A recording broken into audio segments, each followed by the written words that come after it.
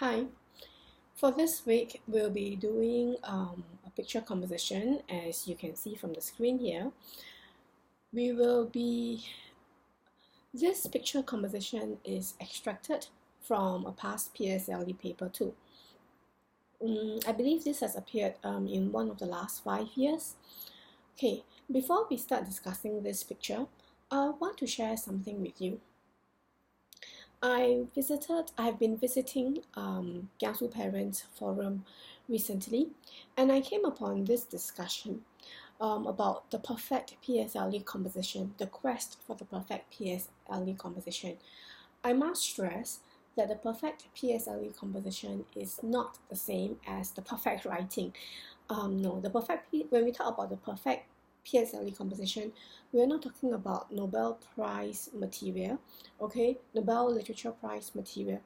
What we are saying is that the composition is good enough to score full marks in the PSLE marking exercise. That means it would score 40 out of 40. Okay, so and there was this forum discussion going on about, people were asking whether any parents or students have come across the perfect PSLE composition. And this poster, he goes by the name of Tutor Ng, maybe it's a she. Tutor Ng actually posted that the highest mark he has ever given for a PSLE composition is 39 out of 40. Not perfection, but close. And he stated that the reason why he actually gave the candidate 39 marks out of 40 was because it was a very impressive composition. In fact, he was so impressed by the composition that up till today, he can still, up to the point at which he posted the comment, he could still remember the storyline even though it was years after. Okay, people asked him which composition it was. He did not want to divulge, but he did give some clues. He said that it was a picture based on a scene at the zoo. So we have reason enough to believe that it should be this composition. Those of you who have got your past year papers, your past PSLE booklet, right? I'm pretty sure this picture is familiar to you. It has appeared in the last few years. It's a picture based at the zoo. You have got this man holding a camera who's going to take a photo of a girl, probably his child, and behind him, unknown to him, there's this elephant that's going to spray water at him. Okay, so why was Tutor Ng so impressed by the candidate's script that he gave the candidate 39 out of 40? He explained that it was because the storyline was so unique that it left a very deep impression on him. And the storyline was unique because the candidate actually took a very unusual perspective. He actually took the perspective of a non-human. What that means essentially is that for the candidate's composition, the narrator was a non-human. In this case, you can probably guess that the narrator that the candidate used to tell the story is actually the elephant. Okay, so there you see a very unusual storyline, and that's how you score 38, 39, or even 40 out of 40 for PSLE composition. It ties in with what I have been stressing week after week when I do picture discussion with you. Okay, your storyline has to stand out from the rest of the crowd. This is because the markers, the examiners, during that 4 days of PSLE marking, they are marking hundreds, if not thousands of scripts. So they do get bored seeing the same story, all the time. So as long as your storyline is different from the rest, but of course it has to make sense, your story has to be logical and yet different, it will be a lot more exciting for the marker, and he will be much more inclined to give you higher marks for content. Okay, if you use a run-of-the-mill storyline, that means it's the same as what your peers are doing, even with very good language, your score will most likely be a low 30, okay, maybe to 34, okay, if at most maybe 35, okay, about there, low 30 to mid 30s. So if you want to bridge that, if you want to reach the higher range of 38, 39, 40, your language has to be good, but your storyline also has to be great. Okay, so take note of that. And one way of making your storyline great is actually to take an unusual perspective. Okay, apart from this particular compo, the one about the elephant, the other perfect compo that I know of was also a picture-based composition. This one was even further back, 10 years or so. It was, the picture actually showed a bus stop. It was a rainy day. Two school children were taking shelter at the bus stop. A car sped by and splashed water on the children. Okay, the child who actually scored 40 out of 40 for this compo, in this case, also took a non-human perspective.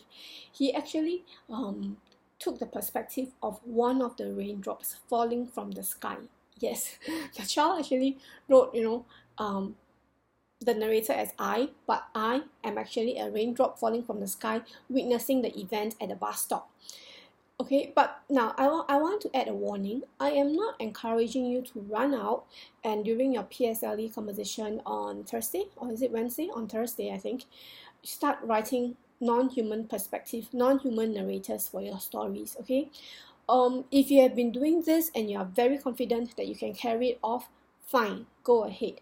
But for those who have not done it before, okay, or you're not sure if you can do it off, I will have to warn you that you need to stick to a more a safer route, a safer mode, because the PSLE is not the time to take risks.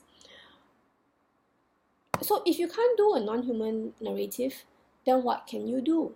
Remember, you can either add a twist to your story, or you can add some complications to your story so as to make your storyline richer. Alright? To pull off a non-human narrative successfully, you have to find the right voice.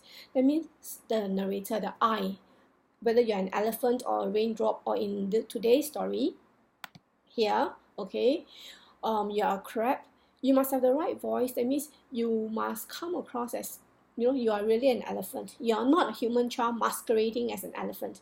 You are really a crab, or you are really a drop of rain falling from the sky. It's that finding the voice there that is really difficult. So please, okay, if you're not confident, don't carry the risk now. But let's say if you're a P4 student or you're a P5 student and you have got time to try it out at home or in school, then yes, by all means, you can try practicing that and see whether you can perfect it in time for the PSLE. But if you are not, then don't, okay? Okay, back to today's composition. So we have this, okay, a typical run-of-the-mill script will be this. The children went to the zoo, okay, they went there for CIP, Community Involvement Program, to pick up the litter. One of the boys accidentally touched a crab or picked up a crab, and the crab pinched his finger, causing it to bleed. It was so painful that he cried out, and then his teacher came to the rescue. And after the teacher attended to his wound, they all went back happily. This will be a typical story. Okay. As I said, for my sample story, I will be giving you that of a non-human perspective, that of a crab. Okay. But let's say you're not confident of taking on a non-human perspective. You're not sure that you can carry it off. Then how else can you make this story richer? Okay. One way could be that maybe there was an argument, a quarrel. You can actually add in a slight twist, or a slight twist. Perhaps there had been a quarrel earlier on. The children were asked to use tongs to pick up the litter. Okay, but the boy did not want to use the tongs, and his best friend, actually asked, maybe this one could be the best friend, asked him to do so. He refused to do so. They had a quarrel, and after that he just did as he deemed fit. He just went on to carry the rubbish with his bare hands, and then he got attacked by the crab. And then in this case, it would be a case of just desserts. The boy learned his lesson, and he learned that when people give you well-meaning advice, good advice, you should just take it. Or another twist could be that perhaps the boy had tongs, okay, but there were not enough tongs to go around. So the boy, being a very kind boy, he offered his tongs to his classmate. Okay, and unfortunately, he was the one who got hurt by the crab. So in this case, you should say that, although kindness does not always pay, but the boy was still glad that he did he gave away his tongs, or he gave up the tongs to his classmate, because he would rather he had been the one injured than if his classmate did not have the tongs and she got injured by the crab. So then you can actually end the story with saying that, the boy is very kind, and that, the other people praised him, the teacher praised him for his thoughtfulness, and the boy, although his fingers were hurting badly, but he felt good, and he went home with a spring in his step because he knew that he had done the right thing. Okay, so see, add complications, make your storyline richer than the mere, problem, solve problem, end of story. Okay, so then that's it for this video. There will not be a sample story video because the sample story I'm giving is the one that I have been giving to my classes all along. It's a complete story this week, so there's no need for me to help you to complete the incomplete sample story. I will go have the next video. The next video is not on the sample story, but it's based on the theme for today, which is the description of pain. Okay, over the weekend or early next week, say by Monday, I will actually be putting up another post. This post will be based on this picture as well, but the theme, I will not be doing the story again. I just want to use this picture to show you, to revise with you the various ways to begin a story. Okay, I think that will be useful revision before your PSLE in the middle part or the later part of the week. So that's it for this video. You can actually download the sample story as well as my sample story, as well as the 3 sample stories. I will be giving you another 3 sample stories written by my past students, the better ones. So I will also be putting them up, so you can download all these 4 stories for reference, just to read through and see what it's like. So okay, that's all for now.